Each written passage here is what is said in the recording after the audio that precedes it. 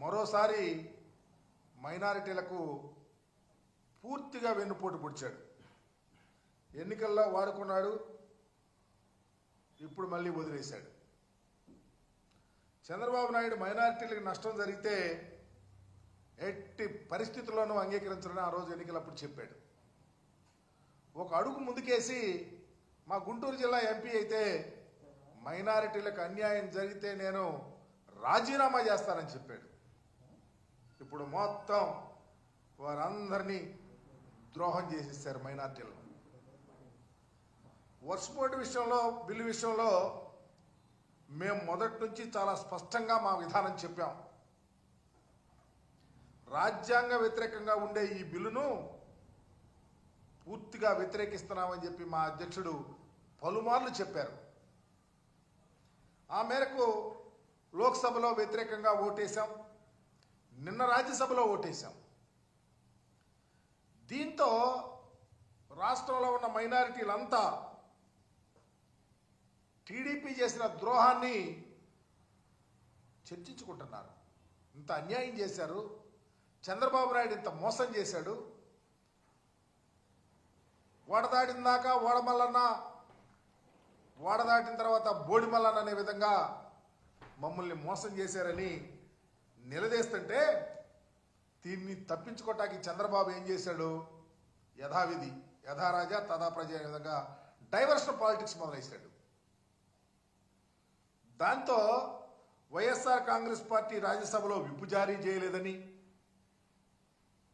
Bill అనుకూలంగా vote వేసిందని నకిలీ వార్తలు సోషల్ మీడియాలో తిప్పుతా ఉన్నాడు.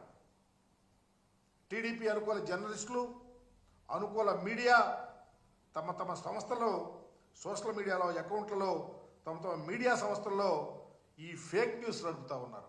ఒకసారి వైఎస్ఆర్ కాంగ్రెస్ పార్టీ విప్పు జారీ ఎలా చేసిందో మీకు చూపిస్తాం.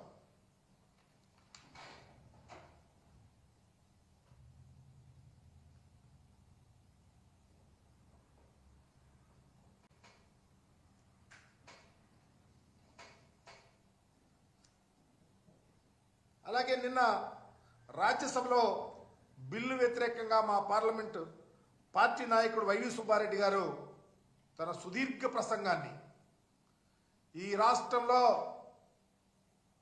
మైనారిటీలకు వైఎస్ఆర్ కాంగ్రెస్ పార్టీ అండగా ఉంటుంది,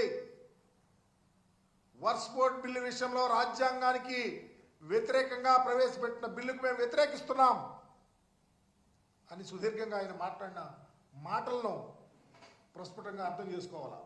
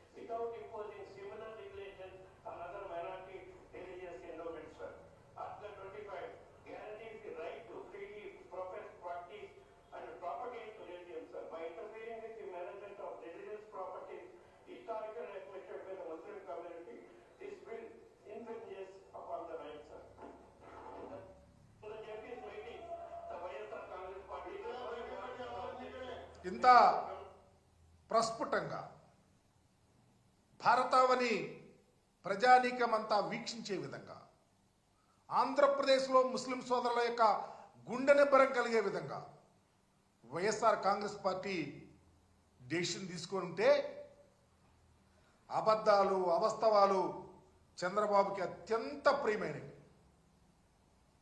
అవి లేకపోతే ఆయన రాజకీయమే ఉండదు, మనుగడ అంతకన్నా ఉండదు. ఆయన అబద్ధాలు చెప్తూ ఉంటాడు, వారికి సంబంధించినటువంటి మీడియా వాళ్ళు పుంఖాలు పుంఖాలుగా వారి సానుభూతి పరులు వాటిని పబ్లిక్ చేస్తూ ఉంటారు. ఇలాగే పైకి వచ్చాడు. ఆయన యొక్క ఎన్టీ రామారావు గారి వెన్నుపోటు దగ్గర నుంచి నిన్నటి మొన్నటి అప్పులకు సంబంధించిన అబద్ధాల దాకా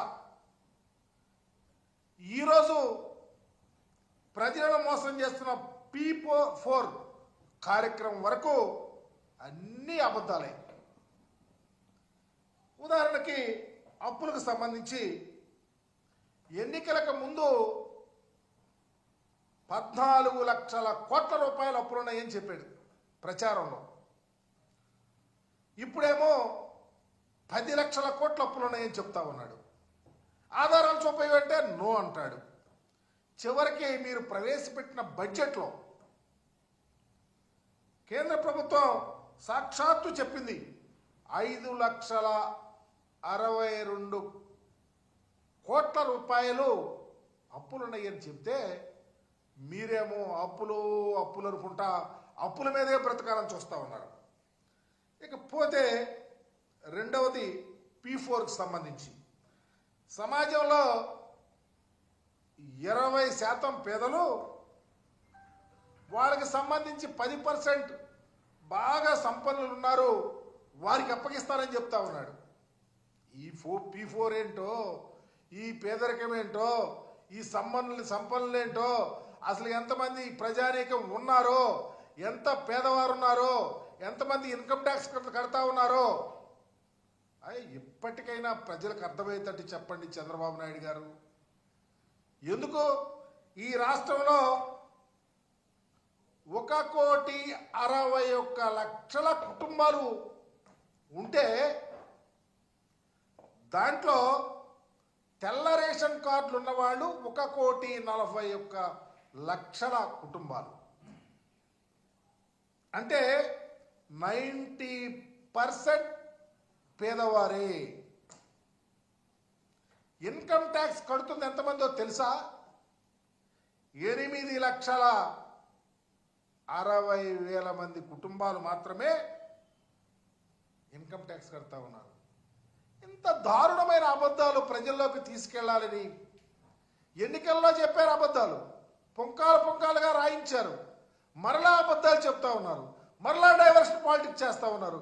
చివరికి ముస్లిం మైనారిటీలను కూడా వాడుకుని ఎన్నికల్లో గెలిచి వారికి హాని చేసి జగన్మోహన్ రెడ్డి గారి మీద అబద్ధాలు వల్లించడం అంటే ఇది కాదా చంద్రబాబు అని అడుగుతా ఉన్నాం.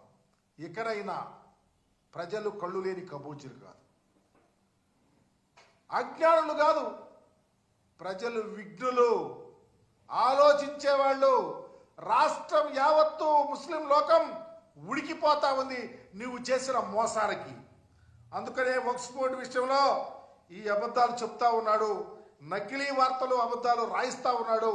తస్మాత్ చంద్రబాబు జాగ్రత్తగా ప్రజలకు సమాధానం చెప్పుకునే రోజు దగ్గరకు వస్తుంది. మీరు జగన్మోహన్ రెడ్డి గారి మీద మరకలేస్తాకి చూస్తా ఉన్నారే, సచ్చీలుడుగా కడిగిన ముత్యంలాగా బయటకు వస్తాకి జగన్మోహన్ రెడ్డి గారు సిద్ధంగా ఉన్నాడు. వర్క్ ఫోర్స్ విషయంలో, ఈ బిల్లు విషయంలో మీరు చేసిన తప్పిదం ప్రజలకు తెలుసు. జగన్మోహన్ రెడ్డి గారు తీసుకున్న సాహసోపేతమైన గొప్ప నిర్ణయం ప్రజలకు తెలుసని మీడియా ద్వారా మీకు విన్నవిస్తా ఉన్నాను. Thank you.